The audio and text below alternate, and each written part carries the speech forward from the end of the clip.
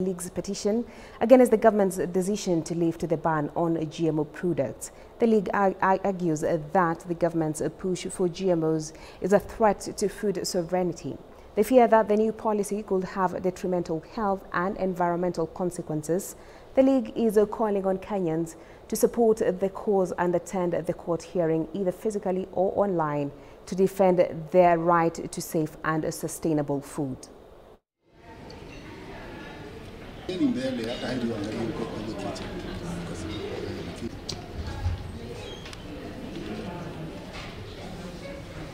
The ban is lifted, it's going to affect the peasant farmers who are majorly the food producers. And number one, we believe that farmer managed seeds is the only way of achieving climate justice. So when we have the introduction of the multinational corporate seeds like GMO, they are going to interfere with our food system, not only with our soil, but also with our bodies and the health of the humans. So we are urging the courts to give us a fair ruling on 31st to ensure that peasants can also make a decision when it comes to what kind of seeds they want to grow within their farms. Tutawale kile tunakula.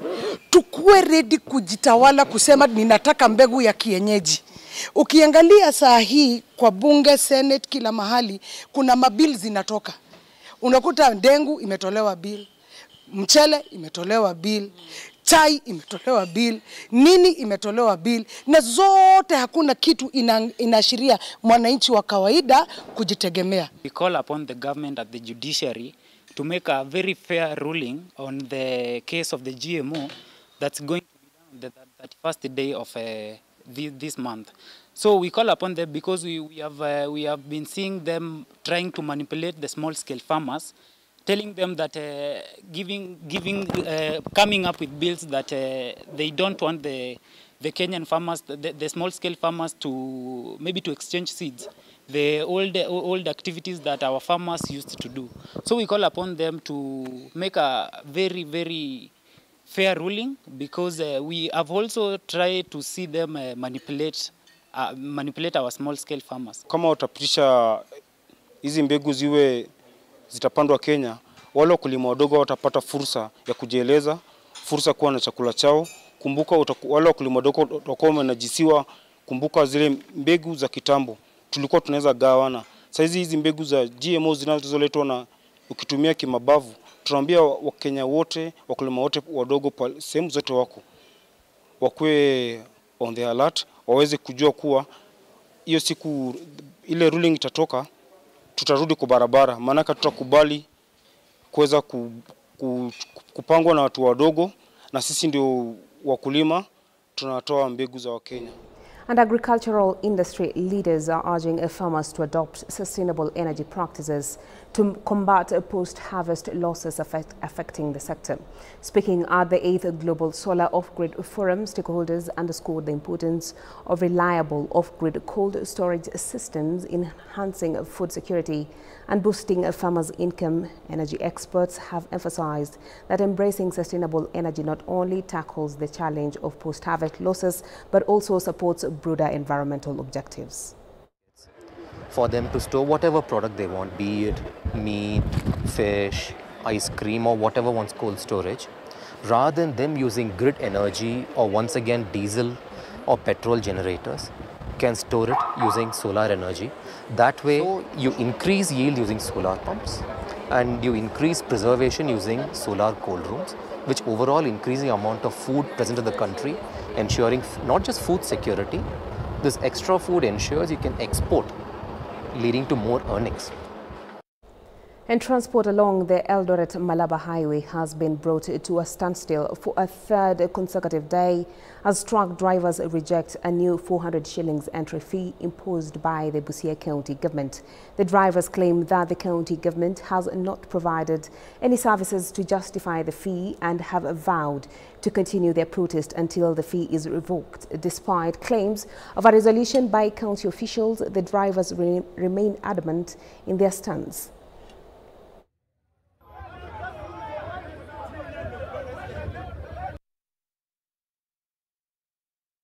We have just had a very successful meeting involving representatives of the truckers the security agencies and the county government, and we have agreed on the few areas that we require to address as a county, which is basically in terms of number one, finding a suitable location where we will put this checkpoint.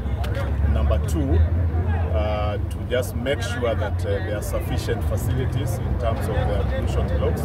And number three is to provide sufficient information for purposes of compliance. Anatuambia tulipewa pesa 400. Leo tulipe 400 kwa hii county. Kesho Bungoma nayo ianze tulipe 400. Kesho kutwa unini Kakamega tulipe. Kwanza hapa paka Mombasa ni county 13. 400 hiyo ni 5200 bila shaka. Hizo pesa za dereva anazipata wapi za kulipa pesa? Wala kila kaunti kiona hivi itarini. And a rise in number of teenage pregnancies in Peketoni health centers is alarmingly high as compared to last year, with the latest case recorded being of a 13-year-old. Let's listen in. Alarm bells are ringing as the Peketoni Health Center reports a significant increase in teenage pregnancies and early marriages this year as compared to the year 2023. From January to October, 52 cases of early pregnancies were recorded, matching the total for the entire previous year, highlighting a concerning trend. Baadhi ya madhara ambayo tunapata ni kwamba ule mtoto hajafika umri wa kuzaa, kizazi chake ile kiuno chake ni akija koma, kwa hivyo hawezi kubeba mtoto mpaka azae kawaida. Hiyo jia ni dogo, so madhara ni mawili ama ni mengi zaidi, lakini yale makubwa tunapata hapa ni kizazi kinapasuka wakati mtoto anasukuma na haiwezi kupitisha mtoto. The latest case being a mere 13-year-old, with reports indicating that 42 out of 51 affected children require surgical intervention while giving birth. Mimba hizi zimekithiri zaidi kutoka mwezi wa Januari mpaka sasa hivi.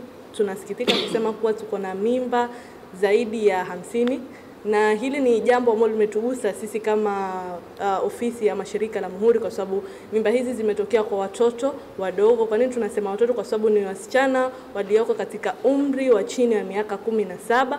Kusema kweli ni jambo la kusikitisha kuona kwamba jambo hili linatuadhiri sisi kama jamii, wakati tunatarajia kwamba hawa watoto wangekuwa ndio mama za kesho wenye malezi mazuri, lakini tunakuja kukuta kwamba wameanza kuwa na familia bila wa muda wao. Wachungaji ambao wanasimamia makanisa pamoja na mashehe na machifu wasimame kabisa kuona ya kwamba wanafanya mikutano na mabaraza ili ya kwamba jambo hili lisiendelee, kwa sababu watoto huwa tunasema ya kwamba ni urithi wa wazazi. Hivyo basi ni kusema kwamba watoto wetu tunawapotezea nafasi zao za kusoma kwenda juu. Unakuta kwamba watoto maisha yao yanaharibika kabisa. Kwa hivyo ni jukumu la mzazi, kwanza jukumu ni la mzazi, na hata kama tutastaja idara, tuseme shuleni ama wapi, jukumu ni la mzazi. Mzazi ndiye ambaye anakaa na mtoto wake, anamfundisha akiwa mdogo, na anapokuwa mkubwa yale maadili akiyashika, hakika hawezi kupotea. Following this, government departments and local organizations have been called to initiate public awareness campaigns aimed at informing the community about the serious implications of early motherhood and marriages. Well, and with that story, we've come to the close of a K24 Newscast. Many thanks for keeping me company. My name is Bentura Komboka and our sign language interpreter has been Walter. So do have yourself a lovely afternoon.